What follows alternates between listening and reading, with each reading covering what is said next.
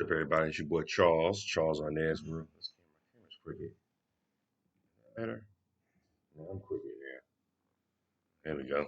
Anyway, we are going to check out this documentary about Dr. Dre uh, and the whole history of NWA and West Coast hip hop.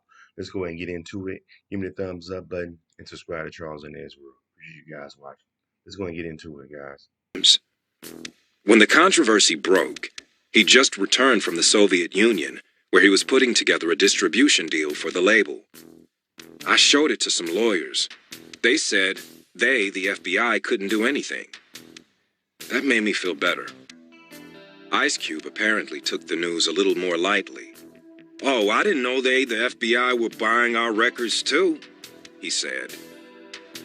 The group kept the letter under their hat for a bit, and it didn't make big news until October, when Phyllis Pollock, who began as a Ruthless Records publicist that year, and Dave Marsh, her partner in an anti-censorship organization group called Music in Action, published a Village Voice cover story titled "The FBI Hates This Band." The media pounced and overwhelmingly came down on the side of NWA. It was one thing to dislike Fuck the Police or its message, as many journalists did, but it was something else entirely for the government to intimidate artists.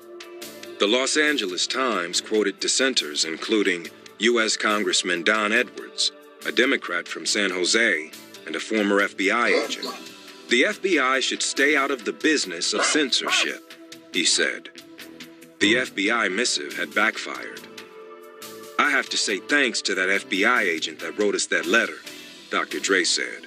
"You made us a lot of money." Many believe the governmental scolding was the greatest publicity gift NWA could have hoped for.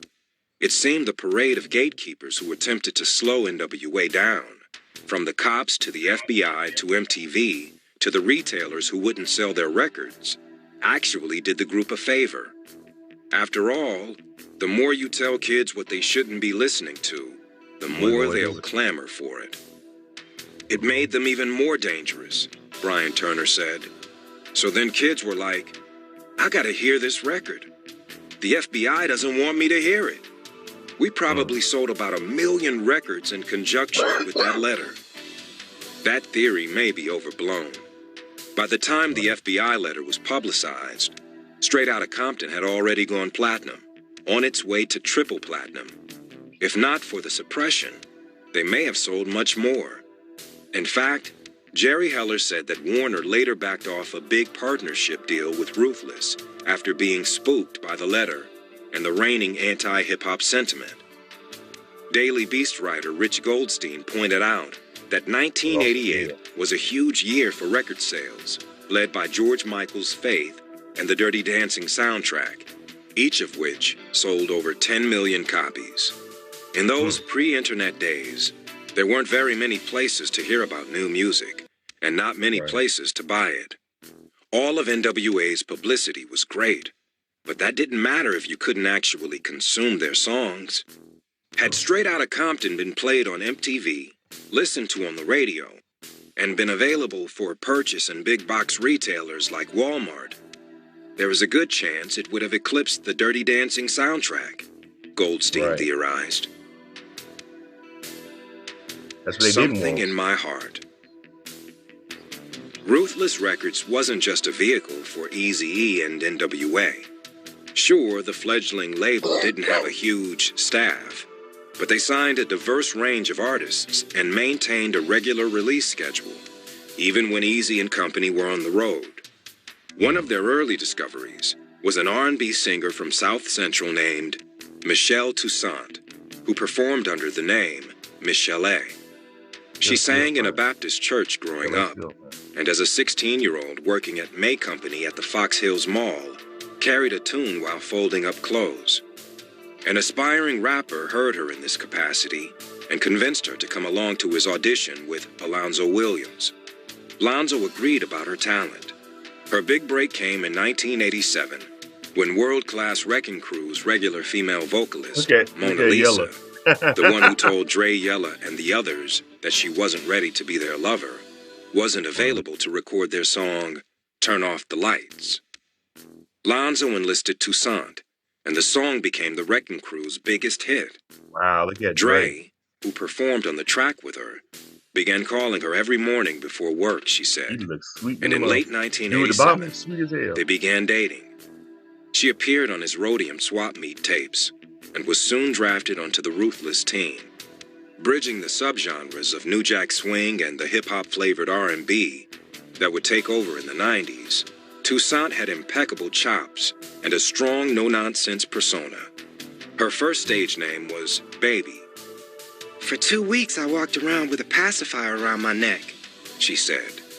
Thankfully, it was soon jettisoned in favor of her Frenchified Christian moniker, a tribute to her Creole ancestry. Miss Chalet is today thought of as a precursor to Mary J. Blige or Beyoncé. And like J.J. Fad, Miss Chalet's mainstream acceptable lyrics and radio-friendly sound helped open doors for NWA that would have been otherwise closed. The two acts fed off each other, with Dre and Yella co-producing her 1989 debut, Miss Chalet, and Dre appearing on her single, Nicety. Both the album and its first single, No More Lies, went gold. "Dre didn't know how to do R&B, and I didn't know how to rap, so we kind of fused it," she said. She gives him credit for pushing her during Demand. You know, I want to make a correction, guys. This is actually not Miss Chalet right here.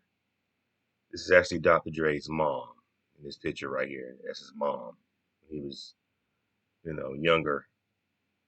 So this is a correction. This is not Miss Chalet. This is actually Dr. Dre's mom in this picture. She kind of favors her a little bit, though. Studio sessions. Recording her hit song, Something in My Heart, was particularly traumatic.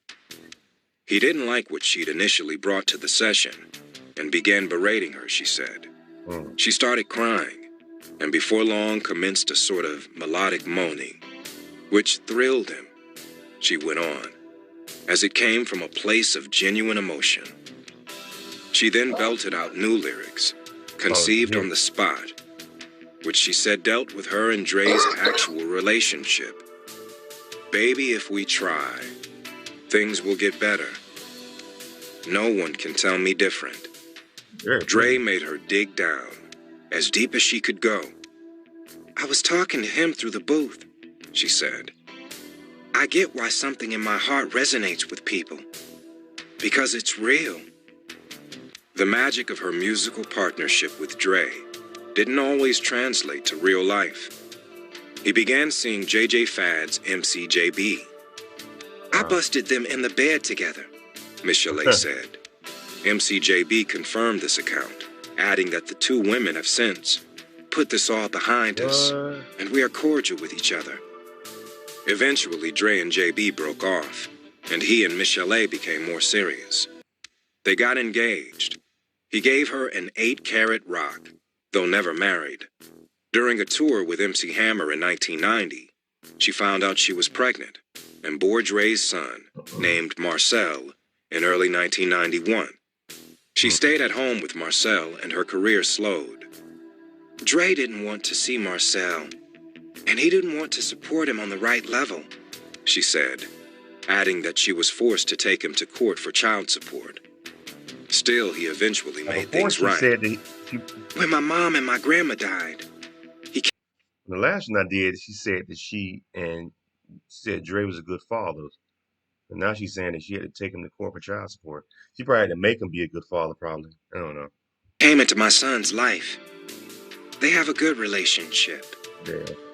Meanwhile, Miss Chalet was drawn into the first salvo of what would be later known as the East Coast-West Coast Wars. In 1991, Bronx rapper Tim Dog, upset about LA hip-hop's rising popularity at the expense of New York's, released an album called Penicillin on Wax, which contained a number of out-of-nowhere shots against the Ruthless camp, including attacks against Dre and absurd, disgusting assertions about Miss Chalet. But one allegation that Dre hit her, she would later claim was true. In an interview with R&B Divas LA host Wendy Williams in 2013, Miss Chalet said he broke her nose so badly, she needed a nose job. Damn. She added that on numerous occasions he gave her a black eye, even shortly before she was supposed to shoot music videos. It seemed like the day before a video, I would get a black eye, and we had to cover it, she said. She stayed with him throughout this time and never called the police because, in her mind, getting beat was love to me. Dr. Dre, through his attorney, had no comment on Miss Chalet's allegations. She told me he beat her one time because she cooked dinner and there wasn't enough chicken. Oh, wow. She told Vlad TV that during another argument, he shot at her and missed her by inches. I had 5 black eyes. I have a cracked rib. I have scars that are just amazing, she told WWPR's The Breakfast Club in 2015. I do remember when he first hit me. When he first gave me my very first black eye. We laid in the bed and he cried. He was crying. I was crying because I was in shock and hurt and in pain. I don't know why he was crying, but he said, "I'm really sorry." I think that was the only time he ever said he was sorry. And he said, "I'll never hit you in that eye again, okay?" Wow. Crazy, man. But you know, there's always been allegations about Dre putting his hands on women, but which he's since apologized on numerous occasions. It's crazy because it's almost like every other year they always have him. They always dig up some stories about Dr. Dre, and then they would want him to like apologize. You know what I'm saying? Like later on, you know, like he's already apologized for this, you know, a ton of times, but they always want him to keep apologizing, you know, for some reason. So anyway, what do y'all think about that, man? Um, Damn, that's crazy. You know, I, I don't know if I could ever let a woman get me that mad. I could put where I would put my hands on her. You know, um, I just don't see. You know, if a woman gets you that upset, you don't need to be with her. You know what I'm saying? If you get me that upset where I got to put my hands on you, I don't need to be with you. You know what I mean? If I get to that point, it's time for us to break up before I even, if I get that angry, I'm getting ready, I'm getting ready to hit this woman. You know what? We need to go ahead and call it quits. As soon as I think that, all right, you know what? This need to go ahead and these need to go ahead and end because I'm gonna be in jail messing around with you. You know. Um, I will say this about Michelle though. She later on had a kid with Suge Knight, which is kind of messy. And I think she did that to get back at Dre. You know. You turn around and have a baby with the guy that I'm in business with, and I think that's one of the main reasons why Dre left. Like you can't stay at a record company and your lady is having a baby and screwing the CEO of that record company that you a partnership of, you know what I mean? So um anyway, what do y'all think about this video, this reaction to this? What do y'all think? I'm curious. Leave some comments, subscribe to my channel, Charles Arnaz World. Give me a thumbs up button, I appreciate it.